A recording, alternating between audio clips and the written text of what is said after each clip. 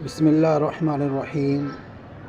نبی کریم صلی اللہ علیہ وسلم نے ارشاد فرمایا کہ سبعۃ یظلھم اللہ فی ظلہ یوم لا ظل الا ظلہ، کہ 7 قسم کے آدمی ایسے ہیں جن کو اللہ تبارک و تعالی قیامت کے دن اپنے سائے میں جگہ عطا فرمائیں گے۔ یہ دن ایسا ہوگا کہ اللہ تبارک و تعالیٰ کے سائے کے علاوہ اور کوئی بھی سایہ نہیں ہوگا۔ تو آئیں دیکھتے ہیں کہ یہ 7 قسم کے خوش نصیب قسم کے لوگ کون ہیں۔ تو آپ علیہ الصلوۃ والسلام نے پہلے نمبر پر جس خوش نصیب شخصیت کا ذکر کیا ہے وہ ہے امام عادل۔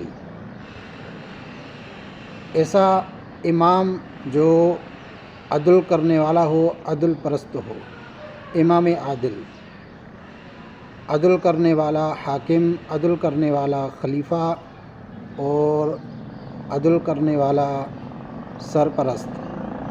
تو ایسے شخص کو، ایسے امام کو، ایسے حکمران کو، ایسے خلیفے کو جو عدل کرنے والا ہوگا، اللہ تبارک و تعالی قیامت کے دن اس کو اپنے سائے میں جگہ عطا فرمائیں گے۔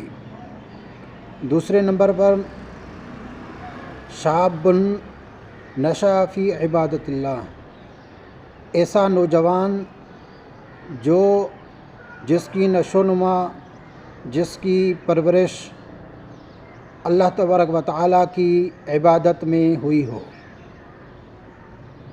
یعنی اس کے 2 مطلب ہو سکتے ہیں۔ پہلا مطلب یہ ہے کہ جب سے وہ جوان ہوا ہے، جب سے وہ بالغ ہوا ہے، تب سے اللہ تبارک و تعالیٰ کی عبادت میں اپنا وقت گزار رہا ہے، ایک مطلب یہ۔ دوسرا مطلب یہ کہ بچپن سے ہی اس نے ایسا ماحول پایا جس میں اللہ تبارک و تعالیٰ کی عبادت کی جاتی ہو۔ دیندار ماحول میں، اسلامی ماحول میں نشو و نما پانے والا ایسا بچہ جو اسی ماحول کے اندر جوان ہو گیا ہو اور اپنی جوانی بھی اللہ تبارک و تعالیٰ کی عبادت میں گزارے، تو ایسے نوجوان کو، ایسے شخصیت کو اللہ تبارک و تعالیٰ قیامت کے دن اپنے رحمت کے سائے میں جگہ عطا فرمائیں گے، اپنے سائے میں جگہ عطا فرمائیں گے۔ اور تیسرے نمبر پر رجلان تحابا فی اللہ، تیسرے نمبر پر 2 ایسے شخص ہیں، 2 ایسے مسلمان ایمان والے ہیں جو آپس میں محبت کرتے ہیں۔ یہ محبت کسی دنیاوی غرض کے لیے نہیں ہے ان کی، نہ ہی کسی دوسرے مفادات کے لیے ہے، بلکہ ان کی جو آپس میں جو محبت ہے وہ اللہ تبارک و تعالیٰ کے لیے ہے۔ آپس میں جو محبت کرتے ہیں وہ روحانی محبت ہے، وہ ایمانی محبت ہے، اور وہ اللہ تبارک و تعالیٰ کے لیے محبت ہے۔ ایسی محبت کرتے ہیں آپس میں جس کے اندر معیشت نہیں ہوتی ہے، جس کے اندر نافرمانی نہیں ہوتی ہے، جس کے اندر گناہ نہیں ہوتا ہے۔ پاکیزہ محبت ہے، اللہ تبارک و تعالیٰ کے لیے محبت ہے۔ تو اجتماع علیہ، جب آپس میں ملاقات کرتے ہیں تو اسی محبت کے ساتھ کرتے ہیں، اور جب جو ہے وہ بچھڑتے ہیں تو اسی محبت کے ساتھ بچھڑتے ہیں۔ اجتماع علیہ و تفرقا علیہ، تو ان کی ملاقاتیں بھی اور ان کا بچھڑنا بھی یہ اللہ تبارک و تعالیٰ کی محبت کے ساتھ ہوتا ہے۔ تو ایسے 2 جو ہے وہ لوگوں کو اللہ تبارک و تعالیٰ قیامت کے دن اپنے سائے میں جگہ عطا فرمائیں گے۔ اس دن کوئی دوسرا سایہ نہیں ہوگا، صرف اللہ تبارک و تعالیٰ کا سایہ ہوگا۔ تو یہ 3 ہو گئے، اور ابھی جو ہے وہ چوتھے نمبر پر ایسا شخص رجل دعته امرأة ذات منصب و جمال، چوتھے نمبر پر ایسا شخص ہے جس کو حسین جمیل عورت اپنی طرف مائل کرنے کی کوشش کرے۔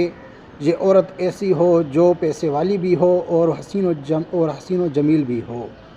تو ایسی عورت اس کو ورگلائے اور اس کو اپنی طرف مائل کرنے کی کوشش کرے،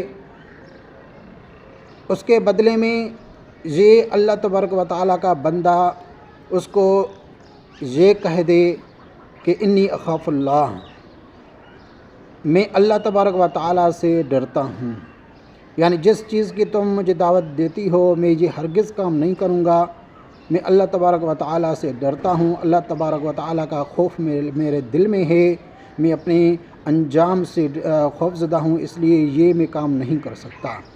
تو اس شخص کو بھی اللہ تبارک و تعالیٰ قیامت کے دن اپنے سائے میں جگہ عطا فرمائیں گے۔ 5ویں نمبر پر رجل تصدق بصدقۃ اخفاہا، ایسا آدمی ہے جو صدقہ کرتا ہے، جو خیرات کرتا ہے، صدقہ خیرات کرتا ہے اور اس کو پوشیدہ رکھتا ہے، اتنا اس کو پوشیدہ رکھتا ہے کہ اس کے الٹے ہاتھ کو یہ پتہ نہیں چلتا کہ اس کے سیدھے ہاتھ نے کتنا خرچ کیا، اللہ تبارک و تعالیٰ کی راہ میں کتنا جو ہے وہ صدقہ دیا۔ تو ایک یہ ہے صدقہ کرنے والا، تو اس کو بھی اللہ تبارک و تعالیٰ قیامت کے دن اپنے سائے میں جگہ عطا فرمائیں گے۔ تو اسی طرح یہ بخاری شریف کی حدیث تھی، تو اس کے اندر یہ آخری نمبر پر جو آپ علیہ الصلوۃ والسلام نے ذکر کیا، اس حدیث میں جو آتا ہے وہ رجل ذکر اللہ خالیا، ایسا بندہ، ایسا شخص جو اللہ تبارک و تعالیٰ کا ذکر و اذکار کرتا ہے، اللہ کو یاد کرتا ہے تنہائی میں بیٹھ کر، اور ففاضت عیناہ، اللہ تبارک و تعالیٰ کو یاد کرنے کی وجہ سے، اللہ کا ذکر کرنے کی وجہ سے اس کے آنکھوں سے آنسو بہہ پڑتے ہیں، اللہ کے خوف سے اس کے آنسو نکل آتے ہیں۔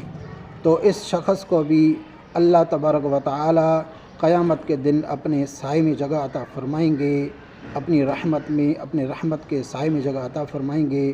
اس دن کسی دوسرے شخص کا، کسی دوسری ذات کا سایہ نہیں ہوگا، کوئی دوسرا سایہ نہیں ہوگا، سایہ ہوگا تو صرف اللہ تبارک و تعالیٰ کا ہوگا۔ اب کتنی خوش قسمتی ہے، خوش نصیبی ہے کہ قیامت کے دن جو ہے وہ اللہ تبارک و تعالیٰ کا سایہ نصیب ہو جائے، تو اس سے بڑی اور کامیابی اور خوش نصیبی نہیں ہو سکتی۔